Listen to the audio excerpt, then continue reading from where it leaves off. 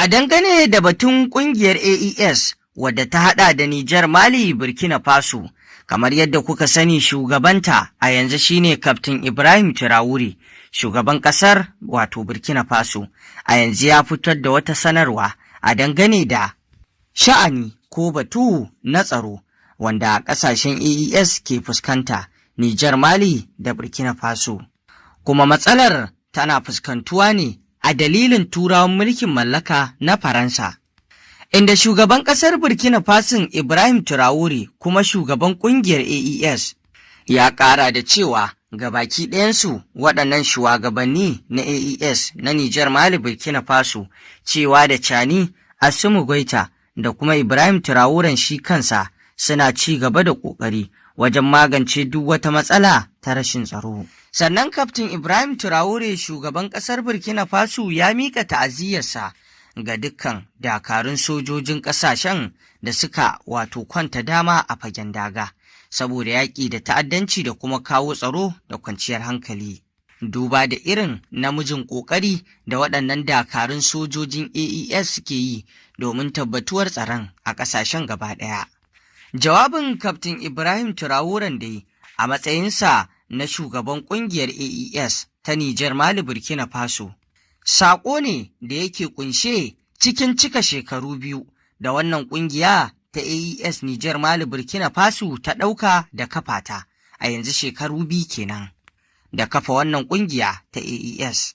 Ta hanyar tunawa da kafuwarta saboda dalilai na rashin tsaro da kuma wato abubuwan da ake ciki. Tare da jinjinawa dakarun sojojin da suke ƙoƙari domin tabbatuwar tsaron da ma kuma yin ta'aziyya ga waɗanda suka kwanta dama.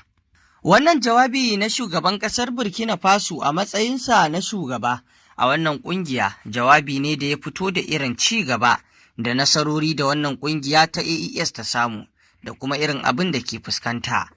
Haka zalika da ma irin nasarorin da aka samu ta ɓangaren da ya danganci kula da dukkan wani sha'ani na al'ummar ƙasashen baki ɗaya da ma kyautatuwar diflomasiyyar ƙasashen.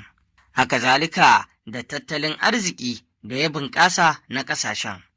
Tare da tabbatar da 'yancin kai da kai daga sabon wato tsari da aka shiga da kuma watsar da mulkin mallakar Turawa da aka fita.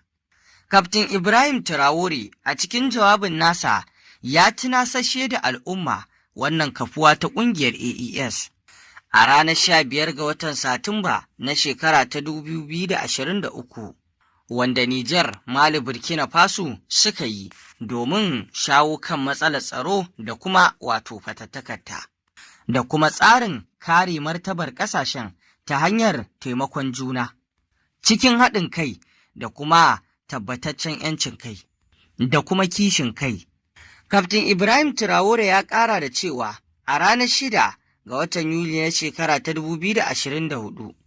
girka wannan ƙungiyar wani babban mataki ne da ya tabbatar da kyakkyawar niyyar shugabannin ƙasashen da kuma al'ummomin ƙasarsu na farfaɗo da martabar Afirka da kuma tunasashewa ko nusashe da wato sauran shugabannin Afirka baccin da suke yi dangance da wato batun tsaro da kuma yaƙi da ta'addancin da kuma wato abin da ya danganci 'yancin kansu da kansu. Shugaban ƙasar Burkina Faso kuma shugaban AES ya yi yabo da jinjina ga al'ummar yankin Sahel gaba ɗaya da kuma wato dakarun sojoji ko mu ce jami'an tsaro.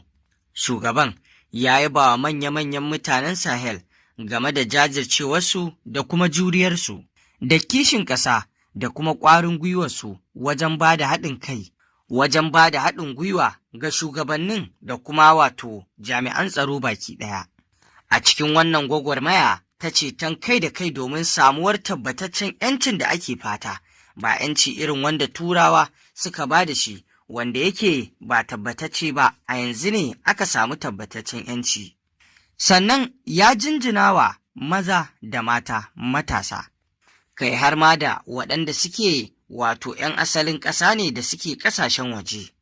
A cikin jawabin nasa dai dakarun ƙasar waɗanda suke jami'ai wato sun sha jinjina sosai saboda namijin ƙoƙarin da suke yi, kai har ma da waɗanda suka mutu wato a fagen daga ba a manta da su ba, ya yi masu jinjina sosai da kuma addu'a.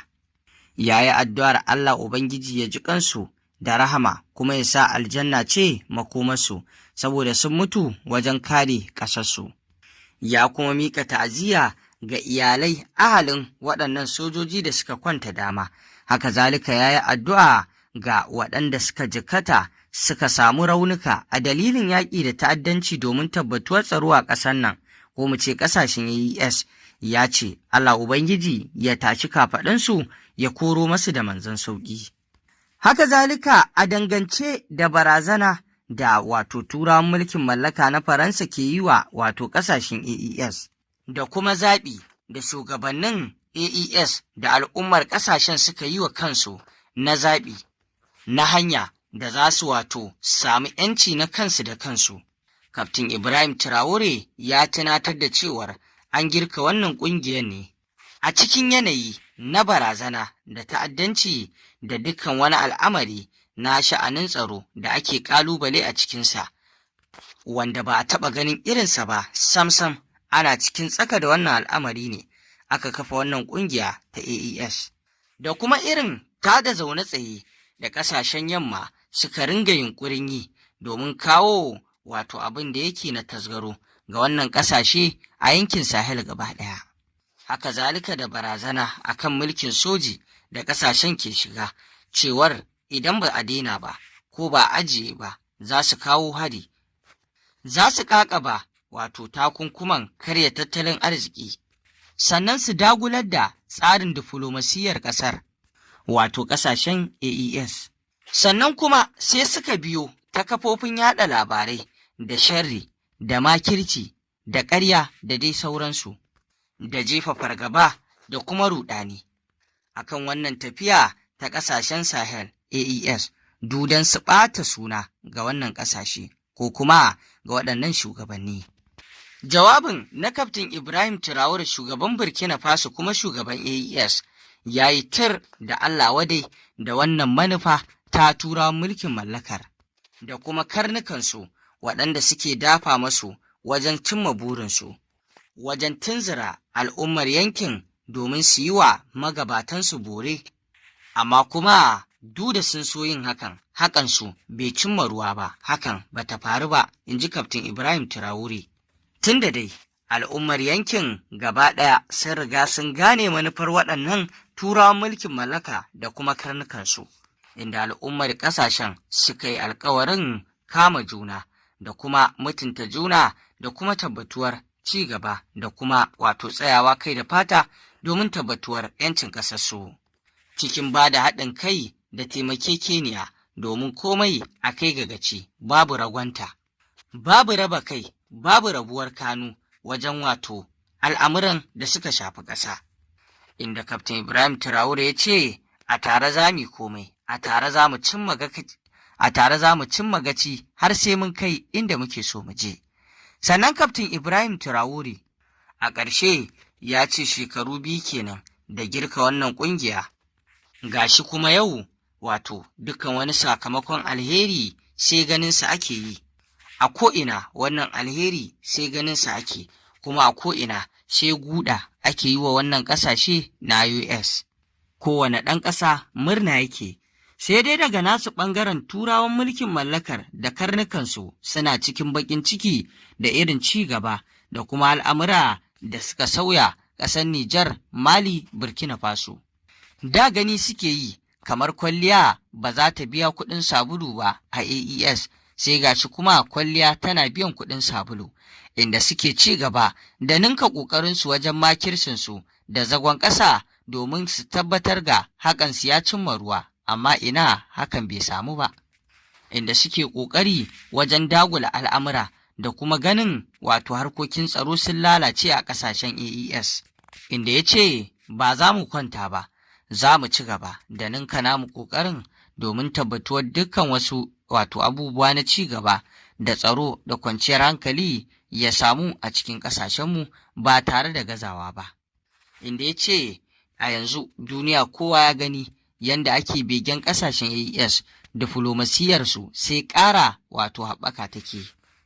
inda ya ce sakamakon baya-bayan nan na yanda irin 'yan ta'adda wato suka tarwatse suka rasa inda za su shiga saboda yanda wato jami'an tsaro ke aza ƙalubale a kansu shi kaɗai ma ya ishe su.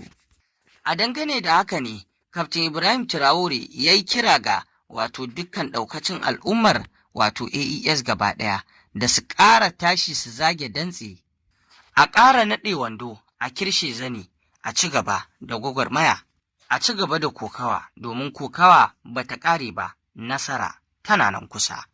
Insha Allahu nan ba da daɗewa ba, al'amuran na gaba ɗaya ƙasashe za su dawo yadda ya kamata, komai ya tabbata yadda ake so. Afirka za ta yi alfahari da mu, duniya za ta yi alfahari da mu, duniya za ta shaida. Ya faɗi wannan a matsayinsa ne na shugaba kuma jagora na wannan ƙungiya ta AES. Wannan jawabi ne dai albarkacin cikar shekaru 2 na wannan ƙungiya ta AES. To ƙarshen jawabin kenan, muna roƙon Allah ya tabbatar da tsaro da salama a dukkan ƙasashenmu na musulunci, dukkan zagon ƙasa da ake yi wa ƙasashenmu na musulunci, Allah Ubangiji kai mana magani. Masu saurare, me za ku ce kan wannan jawabi na Kaftin Ibrahim Traore, shugaban ƙasar Burkina Faso, jan namijin zaki, kuma kazalika